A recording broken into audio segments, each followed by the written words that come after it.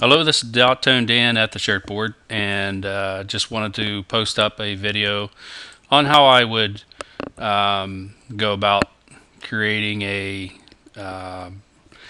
mock-up with a glitter ink textured pattern over top of it, so that your customer can see how the glitter might look on their shirt.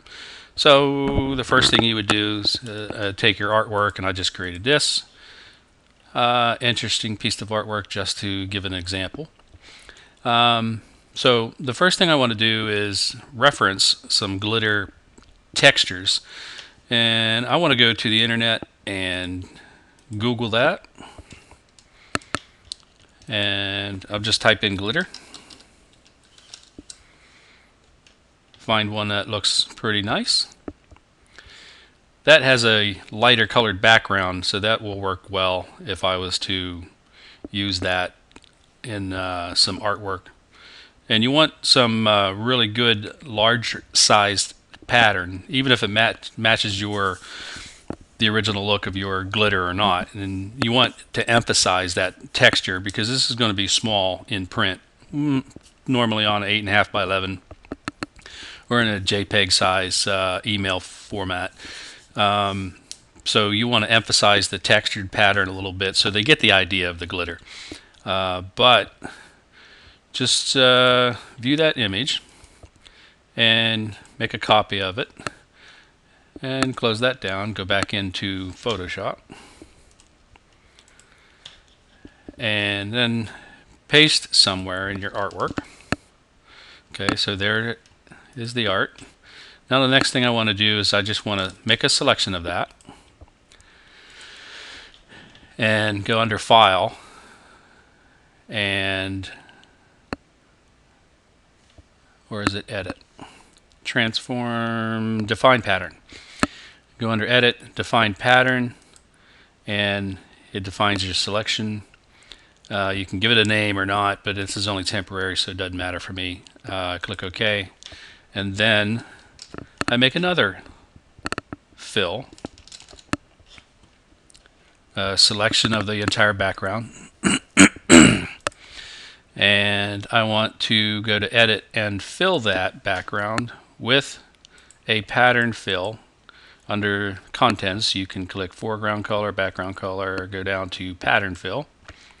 Click in the patterns and choose the latest one. That's it down at the bottom. And now it fills the whole background with that pattern. Now as you see, there's kind of an unwanted repeat pattern. So I like to take the textured brush. Since this is a texture, I like to take the rubber stamp tool, go in and choose any kind of a textured brush that helps break it up. And then I will use my bracket keys and increase the size. I'll duplicate an area and in the center here and repeat that. I have my opacity down at 50%, and all I'm trying to do here is break this up so that it doesn't look so repetitive. And I reference various areas so that I don't get the same pattern area all the time. And I just clean that up a little bit. Now this is going to be just a texture fill, so we're going to repeat this without having to worry too much about the repetitive images and the softer edges, because I just don't want a hard definitive edge inside my texture fill when I go to use this. It doesn't have to be nice and accurate or perfect looking. And I'm going to adjust levels. I'm going to do lots of different things that will help break this up anyways. So after I do this a little bit,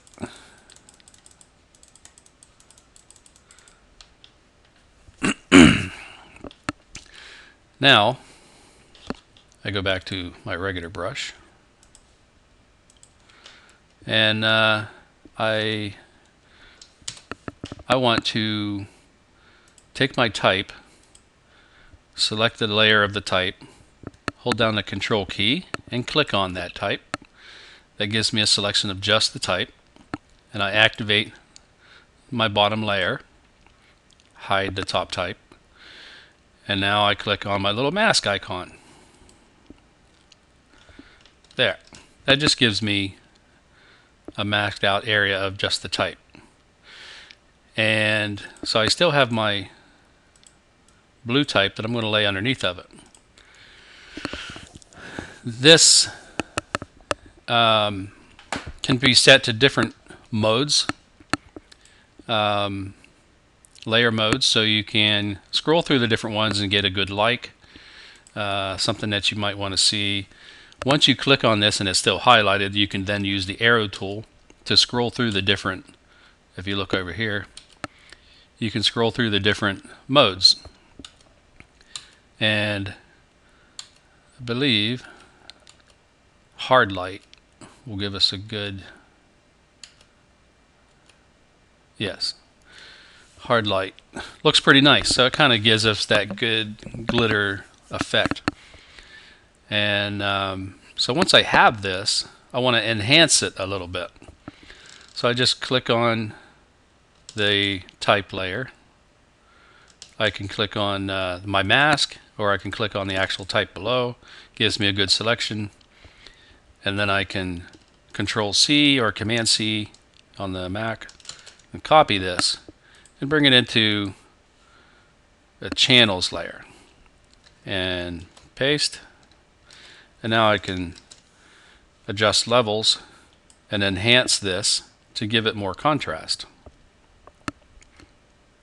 So you get good dark shadows, good light areas, really let that glitter pop through. Click OK. Now make another selection of just the pixels by holding down the Control key or the Command key on the Mac. Click, and you see that gives me a selection of just the pixels. Go back into the RGB layers, click on top of that, hide this, and type B to get the default. Now holding down the Alt key or Option key on the Mac, you can click on the color, reference that color, show your glitter over top again, and create another layer over top of that, and Option delete or Alt delete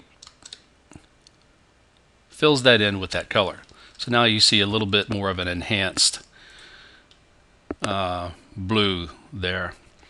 Now the next thing you want to do is create another layer over top of that. Type the D tool to get the default, black in the foreground, white in the background, and type X to switch it with white. And I'm going to go to my brush tool and use a soft airbrush effect. And all we're doing here is just adding some extra glints and gleams to it on the other new layer. So I go up in size, and then I come back down, and I bring it in tighter and make another little gleam there. Same thing, back up again. Just that on the outer edge, because doing that gives it a more realistic look of some glitter effect. Come back in, nice and tight in the center. Out there, hang it on the side. 1, 2, 3 in the center. See, if I clicked in the center here, inside the type, you wouldn't see it too much. So, because there's all kinds of stuff going on the inside, so I like to click on the outside and extend beyond to give it some life, make it look more realistic. And there we have it. Some glitter effect. Now, you can load in your shirt template. I don't know if I have one. I probably do. I know I do. Into, let's see, wherever it's at.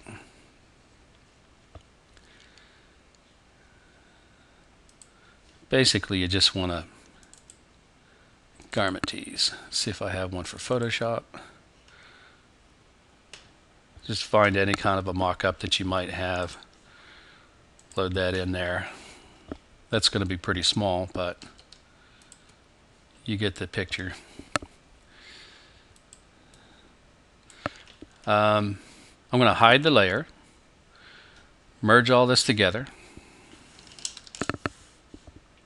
Control-Shift-E, merges all visible layers. And the other layers, I'm just going to merge those and get rid of them. So I tried this out before I did this. So now I'm just going to click on my layer that is merged together and click and drag into this channel. And while it's still in there, it looks huge, right? But if you just Control T or Command T with the Mac and hold down the Option key and the Shift key, you can reduce this down while it's still on another layer and make it fit your mock-up.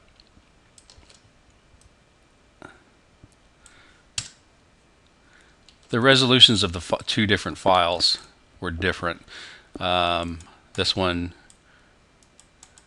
image size, is currently 72. The other one, this file for the type, was at 150, so twice the size. And now you can reduce it down just a little bit further. So it gives you that textured, glitter-looking pattern. And I really do think that it's important myself to position it and size it visually according to how it will really print on the shirt.